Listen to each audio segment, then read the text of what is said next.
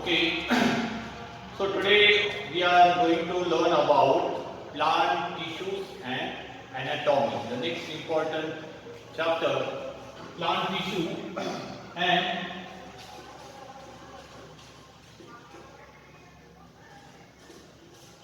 anatomy. So you know that the anatomy is the what we call the study of internal structure of organisms. So all internal structure that we cannot see from outside, and also it requires to dissect the animal to see the internal details. It takes microscope techniques also required in some cases. Such a study is known as the anatomy. So you can note down the anatomy is the branch of biology which study the internal organs, study of internal organs. Okay, so it is called as the anatomy. So now the tissue, you know that. So what are the tissues are there? And so the tissue function, they are the group of the cells. Okay, similar cells come together and they perform some important function for organism. So this is called as the tissue. Plant tissue are grouped into two types. First one is called meristematic tissue and second one is called as the permanent tissue. So you can note down the two important plant tissues are there. Okay, first one is called meristematic tissue and second one is called as the permanent tissue. So meristematic and permanent are two main types of the tissue which we find in place of the plant. So first now we will study in detail about the meristematic tissue. Meristematic, the tissue which is a group of the young cells, actively dividing cells are present in the meristematic tissue. So you can simply say these are the group of young cells. These young cells are called as the meristematic tissue. So these they are living cells with ability to divide in the regions where they are present. So their shape may be they are polyhedral or isodiametric in shape. So this is very important their shape. They are polyhedral mainly or so isodiametric is the shape of these cells.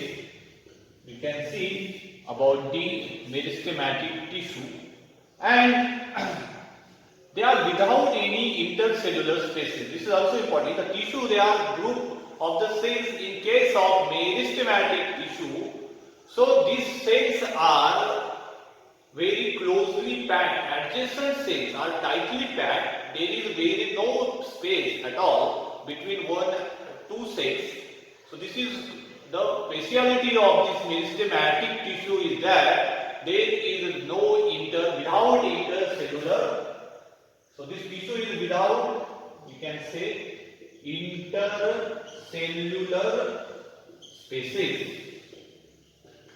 Okay, this means they are very closely associated with each other. So this is the main property of this meristematic tissue. In this case, the cell wall of these meristematic cells is a thin, elastic, and mainly it is composed of cellulose. Okay, and the protoplasm is a dense with a distinct nucleus at the center, and the vacuoles, if present, they are very small. So this is another unique feature because they are dividing cells. The nucleus is present in the center, and they have dense cytoplasm. In many cases, you can see that in plants, most of the cells or tissue, the nucleus is present in periphery because a large vacuole centrally present. But in case of these meristematic cells, you will notice that nucleus is present at the center, prominent nucleus, and if vacuoles is present, they are very small. Okay, so this is the main feature. And they cell shows high rate of metabolism. This is also important. High rate of metabolism and they are the immature cells. So they are not mature, not differentiated, and they are immature cells. So these are the few important features about the meristematic tissue. So we are studying this meristematic tissue in the detail. So now these tissues we will next see what is the classification of these meristematic tissue.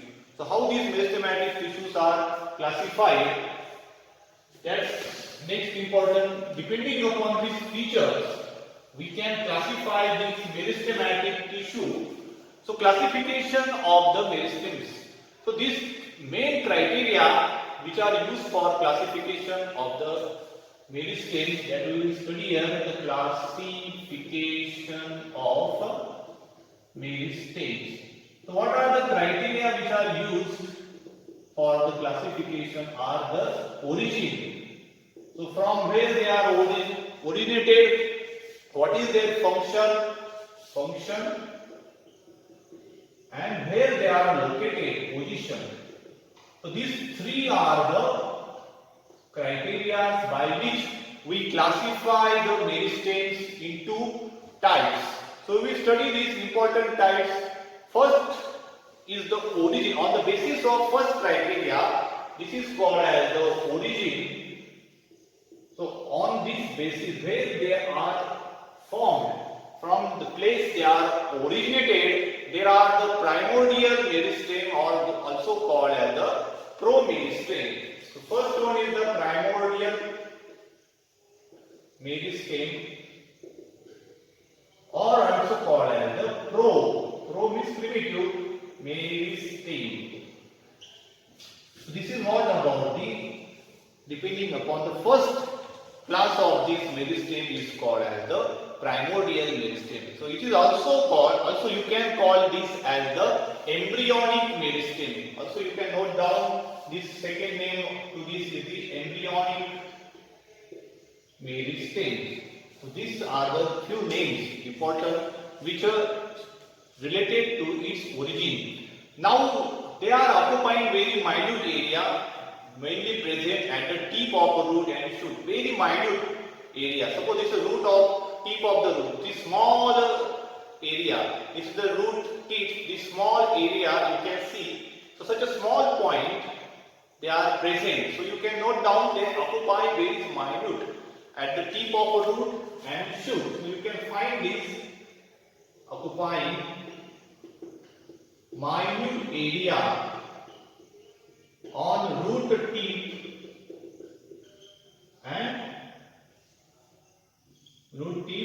and shoot tip.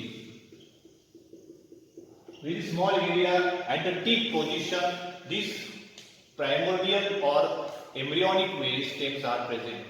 Now this primary meristem, this originates from the primordial meristem and occurs in the plant body from the beginning. At very beginning, it at the root and the shoot apices. So from this you can find at the root and shoot, top position, tip position, apice position, this primordial meristem grows into primary meristem. From the beginning of the plant, when plant starts to germinate from the seeds, when seedlings are developed, roots are developed from the radicle, shoot and leaves will start develop from the plumule. At that beginning region, you can find the root and shoot apices. They are originated, they are developed from this, which primary meristem. So this is converted into the B part is the primary meristems are present in the root and shoot apices. So primary meristems from beginning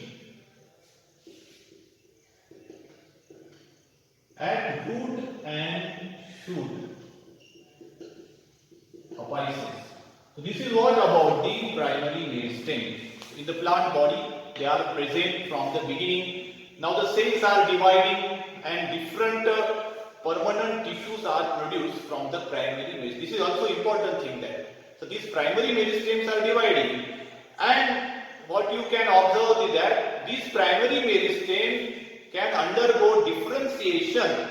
they get differentiated, and from that you will find the secondary meristems can be produced from the, or permanent tissues are produced mainly.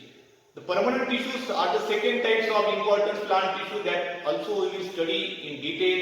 But here you note that primary meristem can, some primary meristem differentiate into permanent tissue. Okay. Now permanent tissues are the non-dividing, mature cells are there. So they will be formed from differentiation of primary meristem. After that, secondary meristem tissue develop from a living permanent tissue. This is another class. So during the later stages of plant growth.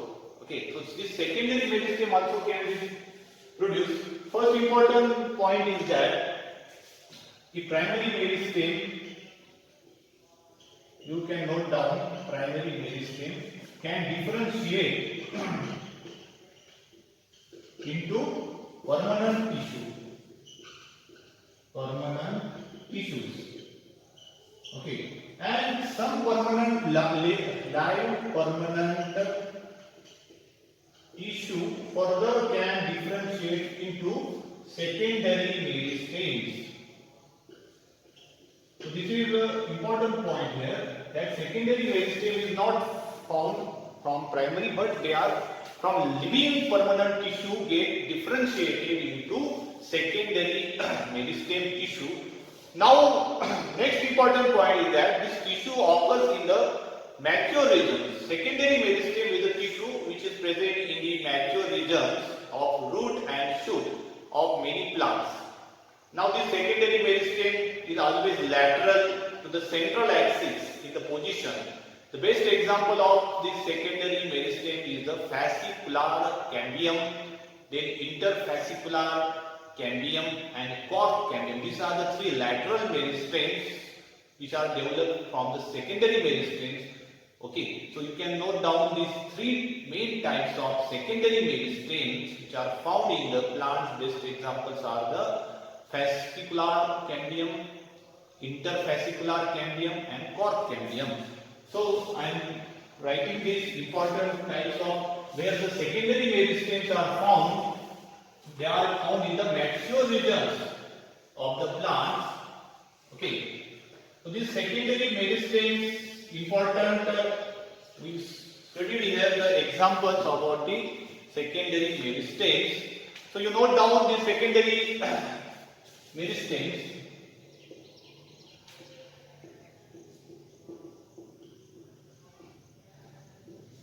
Just now we saw that from where it is produced. They are produced from the living permanent tissue, differentiate into secondary meristem, and they are present at the regions of the root and shoot, mature regions. So these are present in the mature regions of root and shoot. So best example of this secondary meristems, which is always lateral in position. So secondary meristem always lateral in position. So they are the example, best examples of these are the. So you know that just now I said about these three examples are the fascicular cambium,